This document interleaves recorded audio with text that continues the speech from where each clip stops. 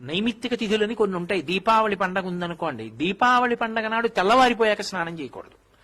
తెల్లవారక ముందు తైలాభ్యంజనం చేసుకుని, అంటే ఒళ్ళంతా నువ్వుల నూనె రాసుకుని, పెద్దవాళ్ళు వచ్చి మాడు మీద చౌరు పెడతారు, ఒంటికంతటికి నువ్వుల నూనె రాసుకుని, అప్పుడు సూర్యోదయం కాకముందు తలస్నానం చేసేయాలి. ఎందుకు అలా చెయ్యాలి దీపావళి నాడు అంటే శాస్త్రం చెప్పింది.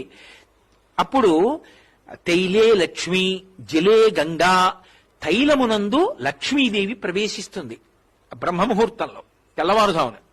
ఆ నూనె ఒంటికి రాసుకున్నారనుకోండి, లక్ష్మి ఒళ్ళంతా ప్రవేశిస్తుంది. లక్ష్మి ప్రవేశిస్తే అలక్ష్మి తొలగిపోతుంది. జలే గంగా, జలముల యందు గంగ ప్రవేశిస్తుంది. తన పాపమే కదూ, తన చేత దుష్టమైన ఆలోచనలు చేయించి కష్టాల్లో పడేటట్టు చేయిస్తుంది. ఈ పాపం ఎందుకు తొలగిపోతుందంటే, దీపావళి పండగ నాడు తెల్లవారుజామున చేసినటువంటి సామాన్యమైన ఉదకముతో కూడిన స్నానమైన గంగ ఆవాహన అయిన కారణం చేత పాపాలు పోతాయి.